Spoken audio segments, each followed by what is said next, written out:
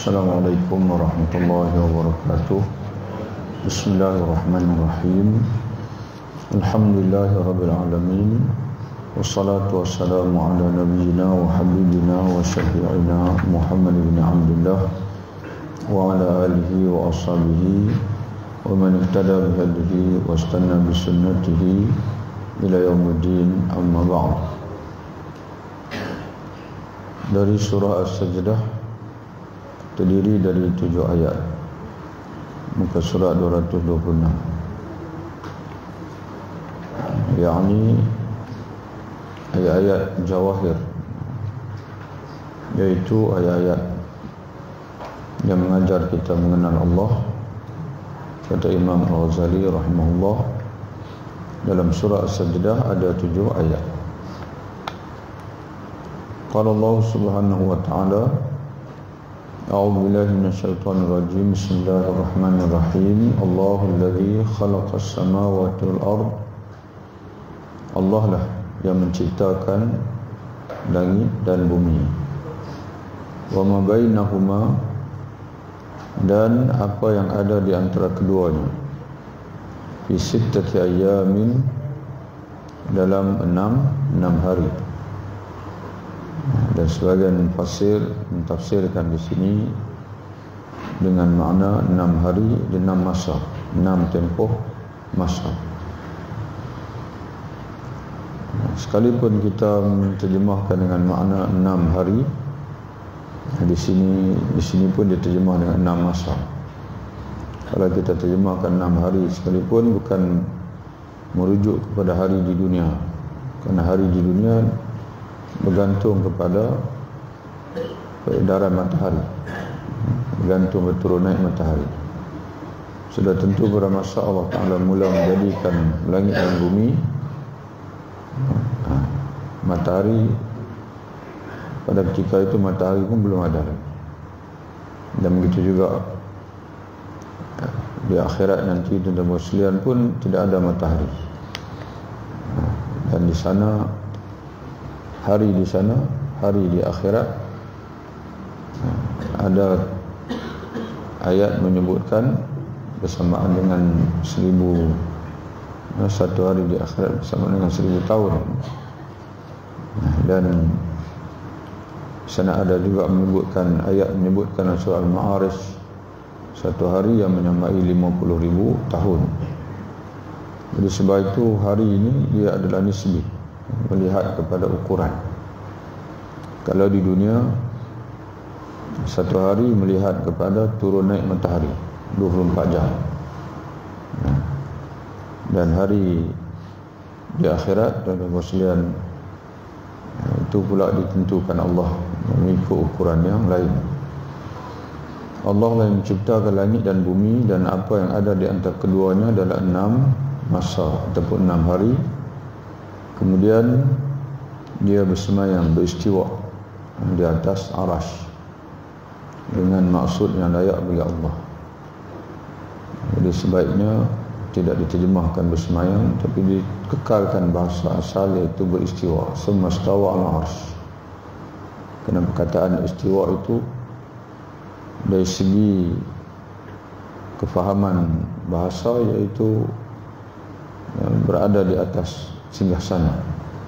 Istawa, berada dengan tetap di atas singgasana.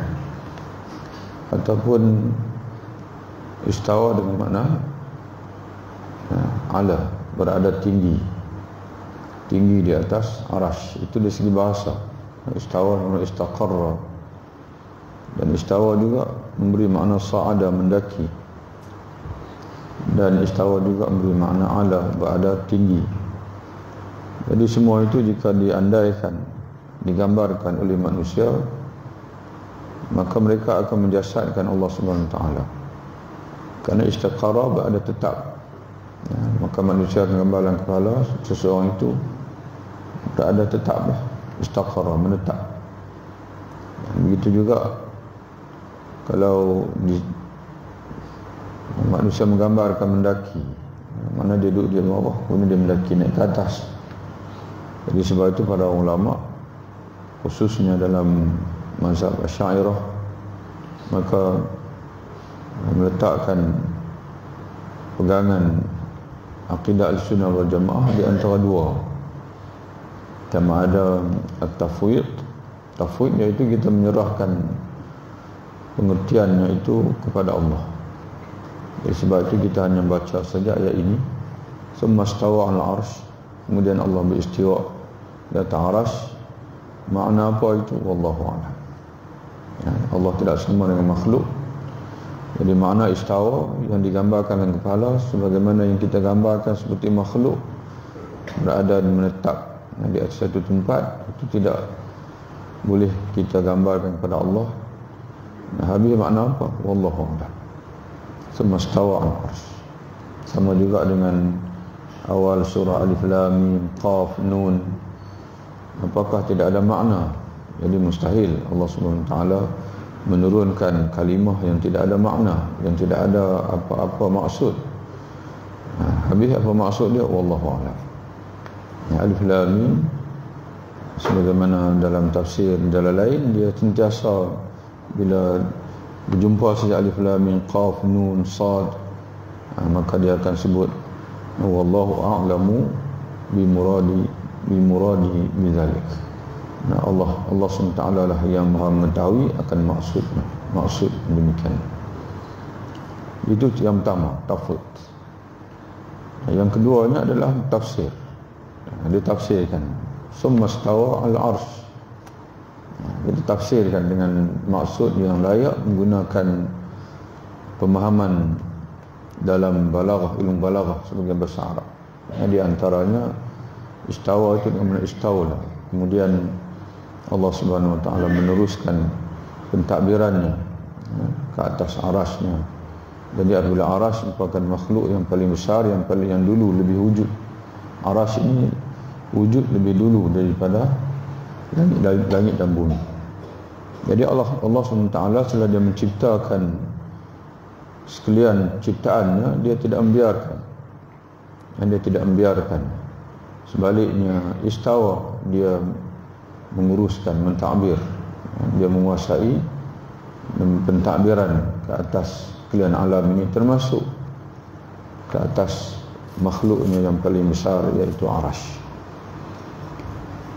Ma lakum min dunihi min waliyyin wala syafi'. Tidak ada bagi kamu selain daripadanya, yang daripada Allah, min waliyyin, daripada penolong. Ini sebagaimana di tafsir dalam Jalalain, waliyyin dengan makna nasirin. Tidak ada bagi kamu selain daripada Allah sebarang penolong. Jadi sebab itu Allah Subhanahu wa taala, Rasulullah mengajar kita supaya kita ini menjaga hubungan dengan Allah, supaya sentiasa Allah melihara kita. Karena kalau kita dipelihara oleh Allah, tidak ada siapa pun yang berupaya untuk mudaratkan kita. Tapi jika sekiranya Allah tidak menjaga kita, tidak melihara kita, maka tidak ada lagi penolong bagi kita. Dan sebagian mufassir menyatakan bahawa wali di sini iaitu pengurus, min waliyyin, ai man yatawalla fi umurikum. Tidak ada sebarang yang menguruskan urusan kamu selain daripada Allah. Semua urusan kita ini ditakbir, diurus oleh Allah Subhanahu wa taala. Jadi wali di sini bagi maksud yang kedua, iaitu yang memimpin. Macam kita lah, kita sebut wali. Wali bagi tuan-tuan dan puan yang ada anak perempuan, bila dia nak kahwin, kita wali. Kita wali di sini dengan makna penjaga. Wali dengan makna penjaga. Wala syafi'i, tidak ada bagi kamu selain daripadanya, yakni selain daripada Allah, seorang penolong, ataupun seorang yang menguruskan, ataupun seorang yang menjaga. Wala syafi'in, dan tidak pula ada selain daripada Allah sebarang pemberi syafaat. Yang memberi syafaat, yashfa'u lakum, iaitu yang menyelamatkan kamu daripada azab. Jika Allah Subhanahu wa taala menimpakan azab, maka tidak akan ada siapa pun yang dapat memberi syafaat untuk menyelamatkan kamu daripada azabnya, melainkan yang diizinkan oleh Allah. Melainkan pemberi syafaat yang diizinkan oleh Allah Subhanahu wa taala. Jadi syafaat ni tuan-tuan dan sekalian, dia ada beza dengan tolong. Tolong lain, beri syafaat lain. Ada beza walaupun dekat-dekat maknanya. Syafaat ini dia lebih kepada orang yang menjadi perantara kepada seorang yang lain yang punya kuasa supaya memperolehi apa yang dihajati. Sebagai contoh, bila tuan-tuan sekalian ada sesuatu hajat kepada pemimpin, pemerintah, kita nak direct pada pemerintah, pemerintah ni tak kenal kita, jadi kita gunakan perantara, orang yang boleh recommend kita lah. Jadi sebab itu dalam satu hadis Nabi SAW menyebutkan isfa'u tu'jaru, berilah syafaat kamu, nescaya kamu akan diberi pahala oleh Allah.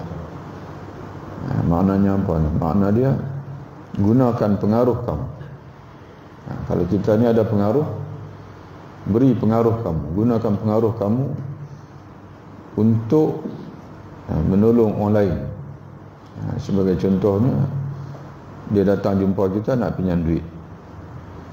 Kalau kita boleh bagi pinjam dekat dia, ataupun kita bagi sedekah terus dekat dia, itu makna kita menolong, kita tolong dia. Tapi masalah sekarang ni kita pun tak ada duit. Kita tak ada duit. Kita tak ada duit, tapi kita tahu orang yang ada duit, yang boleh tolong dia. Kita pun ambil satu surat, tulis ditujukan kepada kawan yang ada duit ni. Tujulah ni pada ni, nama ni sekian-sekian. Pada pengetahuan saya, dia sememangnya sangat memerlukan. Itu tanda tangan kita. Jadi tanda tangan kita tu laku pada orang tu lah. Orang yang ni, kita kata dekat dia, bawa surat ini, kamu jumpa dia, insya-Allah nanti dia akan tolong kamu. Itu dia panggil syafaat, recommend. Pada zaman Imam Nawawi rahimahullah, dia suka memberi syafaat ini. Bila orang datang minta tolong, dan orang akan jumpa dia. Kerana orang tahu kata dia ini pemerintah tengok nama dia, dia akan layan. Pemerintah akan layan.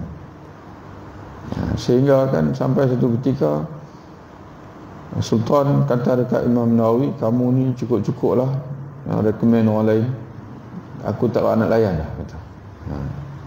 Lalu Imam Nawawi kata, saya bagi syafaat saya, yang nak terima tu tuanku lah, saya nak pahala Allah Ta'ala. Allah Ta'ala sebut begitu. Sama ada tuan tu nak bagi ke tak bagi, tu pulang lah.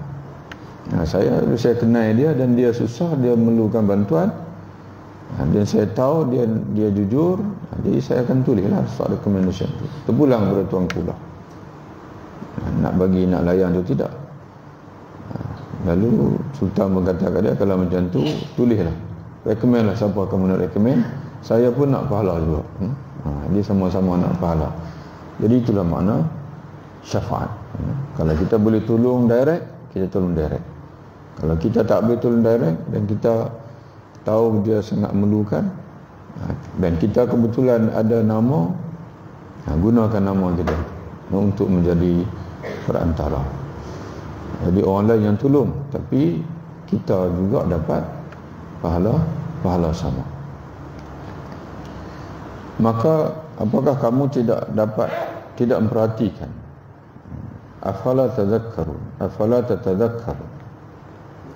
Di sini dia terjemah afala tatadhakkarun, ay afala ta'tabirun. Apakah kamu tidak memperhatikan untuk mengambil iktibar lalu kamu beriman? kepada Allah dan hanya menyembahnya saja, tidak menyembah Tuhan yang lain daripada Allah, kerana hanya Dia sajalah pencipta dan hanya Dialah sahaja penolong dan hanya Dialah sahaja yang dapat memberi syafaat ataupun dapat mengizinkan sesiapa daripada makhluknya yang boleh memberi syafaat. Yudabbirul amra minas sama' ila ardi, Dia mengatur urusan dari langit ke bumi. Dia mengatur urusan dari langit ke bumi. Ada dua tafsiran di sini. Dia mengatur urusan dari langit ke bumi. Satu tafsiran yang pertama, dengan maksud Dialah yang menentukan urusannya. Dia menentukan segala urusan, merangkumi urusan langit dan bumi. Mana segala urusan daripada langit atas sana sampai kepada bumi, semuanya adalah ditentukan, diatur oleh Allah Subhanahu wa taala. Itu satu tafsiran. Satu tafsiran, Dialah yang mengatur urusan bumi. Dialah yang mengatur urusan bumi dengan perintah daripada langit. Dengan perintah daripada langit. Di mana segala penciptaan dan sebagainya itu semuanya sudah tertulis di Lauhul Mahfuz. Dan di Lauhul Mahfuz ini berada di langit yang ketujuh di atas sana, dan segala urusan pemerintahan dibawa turun oleh malaikat. Dibawa turun oleh malaikat daripada Lauhul Mahfuz ke langit dunia, peringkat awal. Kemudian daripada langit dunia bawa turun ke dunia. Termasuk Al-Quran itu sendiri. Urusan penurunan Al-Quran dalam surah Al-Buruj. Bal huwa Qur'anun Majid fi Lauhil Mahfuz. Al-Quran yang mulia itu, kata Allah, sudah berada di Lauhul Mahfuz. Yang kamu petikaikan dia, yang kamu kata dia itu dongengan, yang kamu kata dia itu rekaan Muhammad. Tidak, kata Allah. Akan tapi dia adalah wahyu Allah yang telah pun Allah letakkan di Lauhul Mahfuz satu ketika dahulu. Kemudian inna anzalnahu fi lailatul qadr. Dalam surah Al-Qadr, sungguhnya kami menurunkan ia, yakni Al-Quran, pada malam Al-Qadar, kata Ibn Abbas, iaitu penurunan daripada Lauhul Mahfuz ke langit dunia. Itu yang berlaku satu malam, malam Al-Qadar. Kemudian daripada langit dunia ini dipanggil dengan Baitul Izzah. Kemudian dari langit dunia turun kepada Muhammad, itu yang 23 tahun. Penurunan sedikit demi sedikit daripada langit dunia kepada Rasulullah SAW. Itu yang berlaku dalam 23 tahun. Adapun penurunan satu malam itu, inna anzalnahu fi lailatul qadr, dan dalam ayat lain Allah Ta'ala kata, sungguhnya kami menurunkan ia pada malam Lailatul Mubarakah, pada satu malam yang diberkati, iaitu daripada Lauhul Mahfuz ke langit dunia. Bahkan surah Al-Qadar, Allah Ta'ala menunjukkan malam itu, pada malam itu juga tanazzalul malaikah, para malaikat turun dengan bawa urusan, iaitu urusan pemerintahan dunia untuk setahun yang akan datang. Untuk setahun yang akan datang, urusan pemerintahan dunia untuk setahun yang akan datang, yang telah pun tertulis di Lauhul Mahfuz, dibawa turun oleh malaikat pada malam tersebut. Sebab itu sebagian ulama menyatakan bahawa dari segi kalender, kalau kalender pentadbiran kita lah, tahun baru Muharram. Tapi dari segi kalender malaikat, tahun baru, bila tahun baru maksudnya? Bila Ramadan. Tahun baru Ramadan. Karena pada bulan Ramadan lah, pada malam Al-Qadar, malaikat bawa turun urusan pemerintahan untuk setahun yang akan datang. Jadi sebab itu pada malam Al-Qadar ini kita disuruh banyak berdoa. Banyak berdoa kepada Allah. Jangan sia-siakan. Itulah malam yang terbaik dalam setahun. Hari yang terbaik adalah hari Arafah. Dan penutup pula, penutup malam, penutup kalender malaikat ialah pada bulan Syaban. Pada bulan Syaban.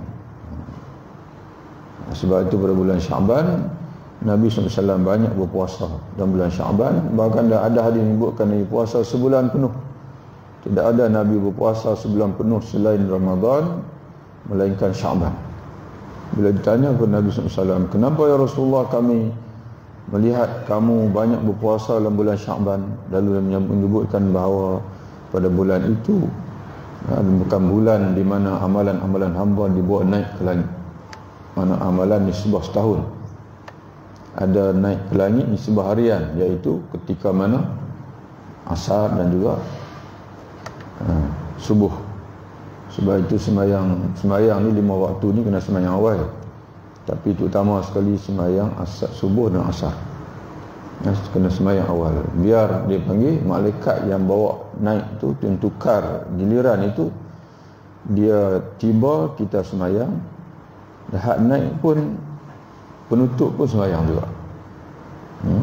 Mana waktu hak yang mana yang nak berpisah dengan kita tu, kita berpisah dengan kita ketika kita sembahyang, dan yang tiba baru tiba yang ambil alih baru tu pun sembahyang, kita sembahyang. Ini waktu naik tu kita tengok duk lena lagi. Hak baru tiba, hak baru nak ambil alih urusan kita pun, waktu dia tiba tu duk lena lagi. Tapi kalau lena lepas tu bangkit sembahyang, adalah dalam satu buku yang pertama. Tapi kalau tak sembahyang terus, dua-dua buku tak ada. Buku yang apa ni, jadi begitulah tuan-tuan sekalian. Maknanya 2 waktu. Kalau harian pula, Isnin dan mingguan, Isnin Khamis. Tahunan Syaban. Jadi sebab itu kemungkinannya, kalaulah awal tahun tadi Lailatul Qadar, kemungkinan hujung tahun ialah nisfu Syaban. Nisfu Syaban. Bahkan dipanggil hari yang penutup hari dalam setahun. Kerana dalam hadis menyebutkan pada malam nisfu Syaban Allah SWT memerhati kepada sekalian makhluknya, dan dia mengampunkan semua mereka kecuali orang yang masih syirik dan juga orang yang masih berbalah, sesama saudara muslim. Dia mengatur urusan dari langit ke bumi, kemudian urusan itu naik kepadanya. Jadi segala urusan datang daripada Allah dan kembali kepada Allah Subhanahu Wa Taala. Naik kepadanya dalam satu hari yang kadarnya adalah 1000 tahun menurut perhitungan kamu, tapi di perhitungan malaikat 1 hari saja. Itu malaikat ulang-alik. Urusan manusia itu naik ke langit, urusan bawa turun ke bumi, kemudian naik semula ke langit mengikut dipanggil yang ketentuan Allah Ta'ala dalam masa 1 hari. Tapi kalau kamu nak rentasi, kamu perlu 1000 tahun. Tuan-tuan bayangkanlah 1000 tahun. 1000 tahun umur kita pun 70 tahun je. Maknanya 1000 tahun kita berjalan pun tak boleh sampai lagi. Jadi sebab itu ada orang dia kira. Jadi dia kira jarak di antara langit dengan bumi, dan bumi dengan langit atas sana. Bila Quran kata 1000 tahun, 1000 tahun. Jadi 1000 tahun kalilah, kita balik kira tengok. 1000 tahun, 1 tahun ada 300. Ambil tahun Islam lah, kita orang Islam ambil tahun Islam 354 hari kali 1000, kali 1 hari 300, 1000 kali 354 tahun, 54 hari satu tahun. 1 tahun 354 hari. Kemudian tuan kali 45 km. Sebab 1 hari 1 mahalah, 1 hari 1 mahalah. Sebab itu dalam kitab fiqh bila tuan-tuan mengaji dalam bab musafir, sebahagian kitab kata perjalanan yang membolehkan jamak qasar iaitu 2 marhalah. Dan sebagian kitab kata perjalanan yang bolehkan jamak qasar iaitu perjalanan 2 hari. 2 hari 2 malam. Sebenarnya sama. Ukuran dia sama. Sebab satu mahalah ialah perjalanan sehari semalam. 2 mahalah 2 hari 2 malam. Merujuk pada zaman Rasulullah. Menaiki unta yang sederhana. Mana unta yang tidaklah kosong tanpa muatan dan tidaklah terlalu berat muatan dia. Jadi bila para ulama dia menganggarkan iaitu lebih kurang 40 hingga 45 km. Jadi sebab itu sebagian kitab berkata perjalanan yang boleh jamak qasar ni 90 km. Sebagian kitab berkata 80 km. Sebagian kitab berkata 87 km. Itu perbezaan dalam menganggarkan tu. Tapi kita ambil 45 km lah. Senang ihtiyatan. Jadi 2 mahalah 90 km. Jadi kalau balik kali tengoklah 1000 kali 354 kali 45. Itu sebagian orang dia cuba kira begitu tapi tak tepat lah. Dia tak tepat. Kerana andaian begitulah jarak di antara langit dan juga bumi. Yang demikian itu yakni yang menciptakan langit yang beristiwa di atas aras, yang menolong, yang berkuasa menolong manusia, yang berkuasa memberi syafaat atau mengizinkan pemberi syafaat, yang mengatur urusan, merangkumi sekalian urusan langit dan bumi, ataupun yang mengatur urusan pemerintahan yang dibawa turun dari langit ke bumi. Itulah Allah. Itulah Allah, Tuhan yang mengetahui yang gaib dan yang nyata, yang maha perkasa lagi maha penyayang. Zalika alimul ghaib wasyahadatil al-aziz ar-rahim. Ini semua asma Allah, nama-nama Allah Subhanahu wa taala. Jadi tuan-tuan kita perhatikan di sini. Kita perhatikan di sini bahwasanya Allah mencipta alam ini dengan ilmu dia. Alimul ghaib wasyahadah. Allah menciptakan alam ini Al-Aziz dengan kekuatan dia. Al-Aziz mana izzah, dengan kekuasaan dia. Dan Allah menciptakan alam ini dengan rahmat dia Ar-Rahim. Dan Allah menciptakan alam ini dengan rahmat dia.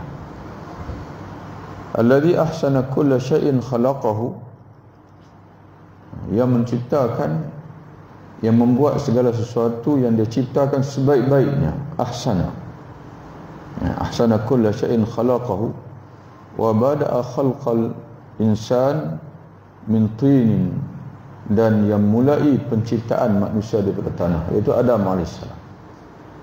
Adam alaihissalam. Summa ja'al naslahu, adapun anak-anak cucu Adam, zuriat Adam pula, kata Allah, kemudian dia menjadikan keturunannya, yakni keturunan Adam daripada tanah tadi ini, min sulalatin min ma'in mahin, dari saripati air yang hina, iaitu mani. Jadi sebab itu tuan-tuan bersekalian, dalam air mani ini dia ada semua ciri-ciri kita tu. Ada macam ciri-ciri saripati lah, indipati, kejadian kita tu, sifat-sifat dan sebagainya, semua berada dalam air mani. Dan banyaklah kalau tuan-tuan nak kaji rahsia yang Allah Ta'ala sebut sejak 1400 tahun dulu dalam air mani. Kemudian Allah Ta'ala dan Rasulullah sebut dalam satu hadis, bila kita mati nanti semua yang ada pada tubuh kita ni akan lebur, akan hancur, akan lenyap bersama dengan tanah, kecuali ajbul zanab, satu tulang. Tulang dia panggil tulang, yang kata ulama ajbul zanab ini ujung tulang belakang. Di mana sulbi ni tulang belakang. Mana tulang belakang kita ni ujung dia sekali tu. Itu dia panggil ajbul zanab. Yang mana daripada tulang itulah, bagi haiwan yang ada ekor dia tobik ekor di situ. Tapi manusia tak ada ekor, dia bombi tantu je. Jadi ajbul zanab itu akan kekal dalam bumi. Kalau orang tu meninggal 10,000 tahun ke 20,000 tahun ke, dia akan ada dalam bumi. Dan apabila ditiup sangkala, manusia akan tumbuh daripada daripada situ. Jadi seolah-olah tulang itu dia menyimpan segala data dan maklumat tentang manusia lah, tentang kita lah. Jadi tuan-tuan sekalian, dan hari ini manusia semakin maju, teknologi ni manusia dah menemui dah bahasanya dalam diri manusia itu hatta sel yang paling sel ke apa disebut dan DNA tu menyimpan semua maklumat tentang kita, menyimpan semua maklumat tentang kita. Dulu tuan-tuan sekalian, mungkin orang tertanya-tanya, orang kata tak logik, macam mana Tuhan berada di langit dan dia boleh bercakap dengan Nabi dia berada di bumi. Tapi sekarang ni orang dah tak pelik, tuan-tuan sekalian. Kita duduk di Malaysia, orang duduk di Amerika telefon kita, hantar mesej lah, telefon lah, siap hantar gambar lagi, hantar video lagi. Itu manusia, tuan-tuan sekalian. Ini Allah Subhanahu wa Ta'ala. Allah Subhanahu wa Ta'ala lebih berkuasa daripada manusia. Jadi seolah-olah daripada hari ke hari, tuan-tuan sekalian, semakin terdedah segala kebenaran, segala rahsia, segala ghaibiyat yang disebut oleh Allah dalam Quran ni, daripada hari ke hari semakin terdedah satu demi satu. Hatta Allah Subhanahu wa Ta'ala sendiri pun sampai satu ketika nanti dia akan tunjukkan dia tu sendiri kepada hamba-hamba yang beriman di dalam syurga nanti. Hatta syurga pun, syurga ke malaikat Jibril ke, semua benda-benda yang gaib yang hari ini yang kita baca, hanya baca dalam Quran saja. Yang nak yakin, yakinlah. Yang tak mau yakin, terpulanglah. Tapi satu ketika nanti semua yang ada dalam Quran ini akan nampak nyata di depan kamu. Yang demikian itu adalah Tuhan yang maha mengetahui yang gaib nyata, yang maha perkasa lagi maha penyayang, yang membuat segala sesuatu yang diciptakan sebaik-baiknya, dan yang memulai ciptaan manusia daripada tanah, kemudian dia menjadikan keturunannya dari saripati air yang hina, air mani. Kemudian dia menyempurnakan kejadian tubuh daripada air mani bila bercantum, suami dan isteri, kemudian lahir dalam janin, terbentuk janin Allah sempurnakan dalam 120 hari, 4 bulan. Setelah itu Allah meniupkan ruh ciptaannya, wa nafakha fihi min ruhihi, dan Allah meniupkan ke dalam jasad yang disempurnakan itu, atau janin disempurnakan itu, min ruhihi, dari ruh ciptaannya. Wa ja'ala lakumus sam'a, dan dia menjadikan bagi kamu pendengaran, wal absar, penglihatan, wal afidah, dan juga hati. Qalilan ma tashkurun, namun kata Allah, sedikit saja dari kamu yang bersyukur. Jadi sepatutnya tuan-tuan sekalian, manusia ini dia kena bersyukur kepada Allah, kerana Allah telah mengurniakan kehidupan kepada dia, dan Allah mengurniakan pendengaran, penglihatan, dan hati. Dan dalam Quran itu tuan-tuan disebut hati itu adalah akal. Bila sebut hati itu makna akal dia panggil. Tapi kata Allah, sedikit manusia yang bersyukur. Jadi sebab itu dalam surah Al-A'raf, kalau tuan-tuan sekalian ingat, Allah Ta'ala menyebutkan, walaqad zara'na li jahannama katsiran minal jin wal ins, sungguhnya kami menciptakan untuk neraka jahanam ramai, majoriti daripada jin dan manusia. Jadi kenapa ramai manusia ni yang masuk neraka, begitu juga jin, berbanding dengan syurga? Di sinilah duduknya.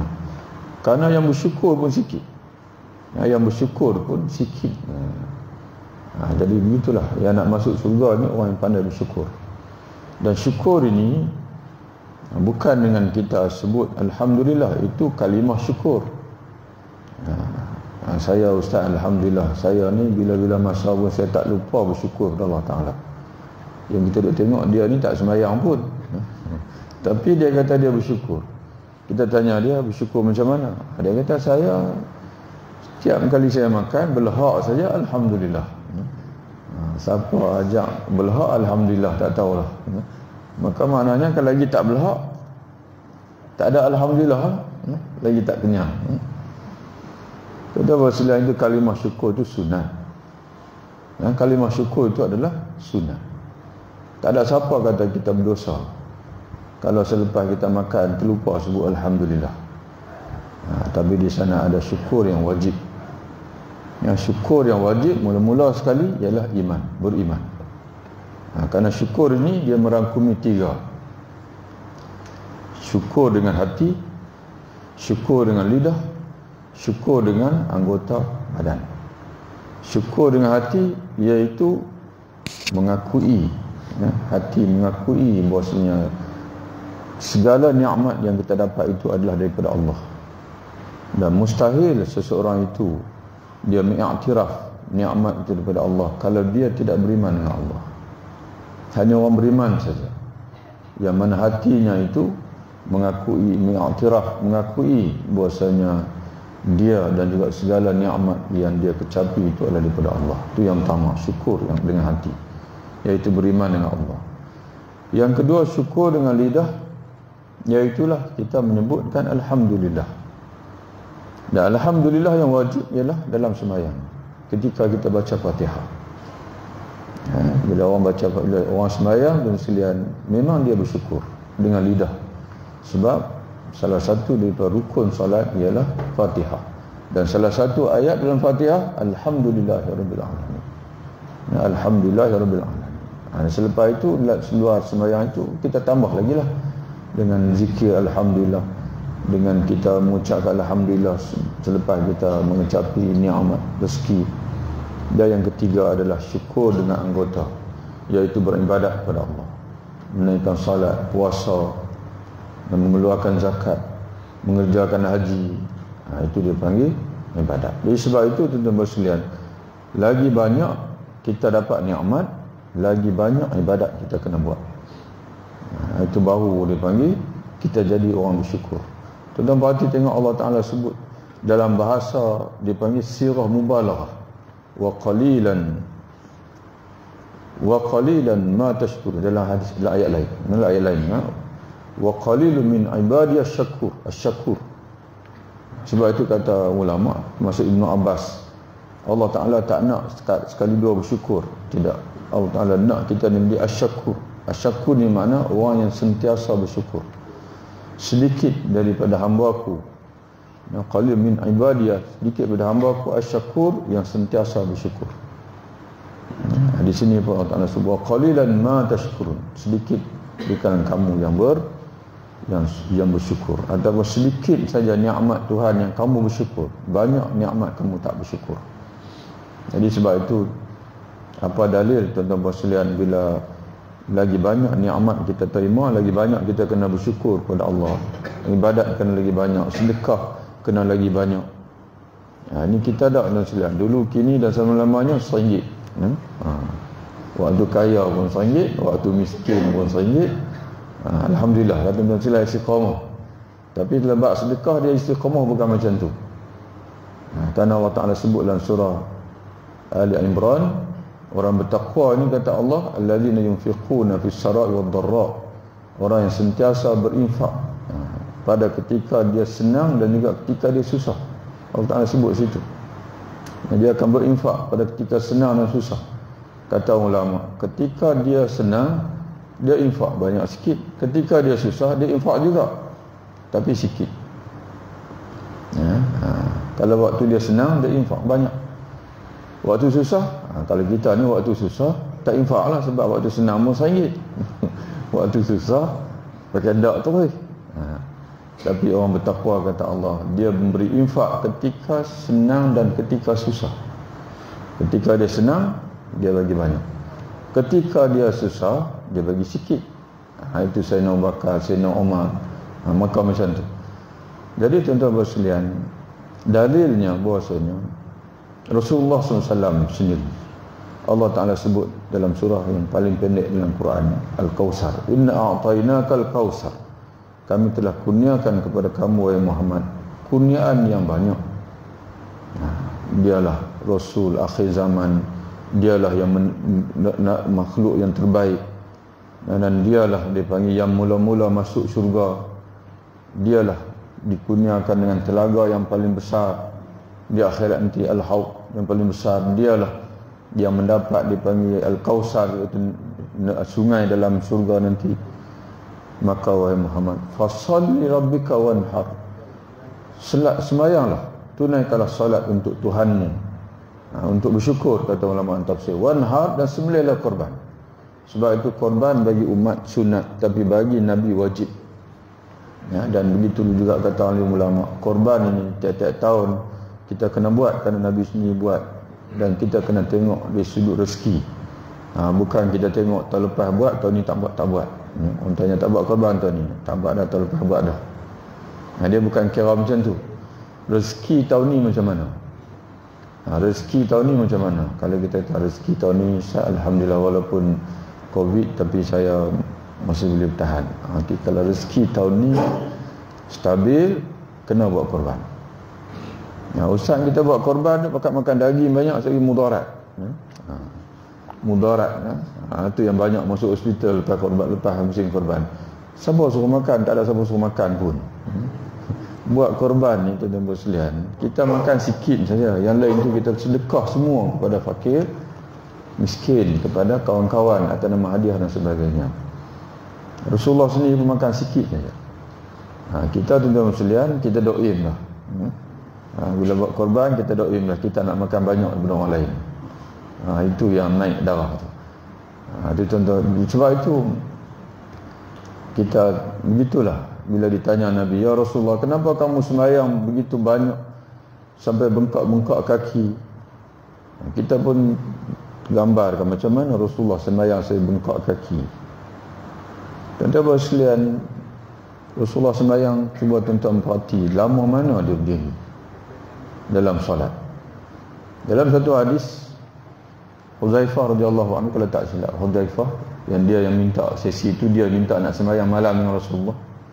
Dia sembahyang belakang Rasulullah, dia kata Rasulullah mula baca surah Al-Baqarah. Rasulullah baca berterusan surah Al-Baqarah, dia pun terdetiklah hati. Mungkin selepas 100 ayat Rasulullah akan rukuk. Lepas 100 ayat Rasulullah tak rukuk, sambung lagi. Mungkin dia pun terdetiklah hati. Mungkin Rasulullah habis Al-Baqarah dia akan rukuk. Habis Al-Baqarah tak rukuk lagi, sambung lagi kepada, dalam hadis tu surah An-Nisa. Lepas An-Nisa sambung lagi surah Al-Imran. Habis surah Al-Imran, 3 surah, tuan-tuan bayangkan, balik pergi tengok, balik buka Quran tengok, Al-Baqarah, Al-Imran, An-Nisa, baru Nabi rukuk. Dia kata nanti dia kalau tak sabit, malu dengan Rasulullah, aku tinggal Rasulullah. Tuan-tuan bayangkanlah, dalam rakaat Rasulullah berdiri. Bila ditanya, ya Rasulullah, kenapa engkau solat begitu teruk? Sedangkan kita tahu Rasulullah ni, Allah Ta'ala ada ampun segala dosa dia. Dan dia, kalau dia tak masuk syurga, orang lain tak akan boleh masuk syurga. Dia dulu masuk syurga. Nabi jawab apa, tuan sekalian? Afala akunu abdan syakura, tidak patutkah aku ini menjadi hamba yang bersyukur? Itu tuan-tuan sekalian, dia banyak sembahyang itu sebab nak bersyukur pada Allah Subhanahu wa ta'ala. Jadi kita pun kena begitulah, tuan-tuan sekalian. Kita kena banyak beribadat kepada Allah, kerana ibadat itulah menjadi tanda kita bersyukur kepada Allah. Wallahu a'lam bissawab. Assalamualaikum warahmatullahi wabarakatuh. InsyaAllah, tuan-tuan sekalian, minggu depan lah kita diskusi buku kita hari Sabtu. Ini jadilah insyaAllah. Itu jadi tak jadi. Jadi insyaAllah kita mula awal lepas kita kuliah ni, kita bangkisat, kemudian pukul 8 kita mula terus insyaAllah. Yang kita diskusi buku 40 hadis kematian yang indah, kematian husnul khatimah. 40 hadis yang berkenaan, yang berkait, semua hadis yang berkait dengan amalan-amalan untuk kita mendapat kematian yang elok insyaAllah. Hari Sabtu minggu depan insyaAllah. Buku akan dibagi percuma bagi tuan-tuan yang hadir lah insyaAllah.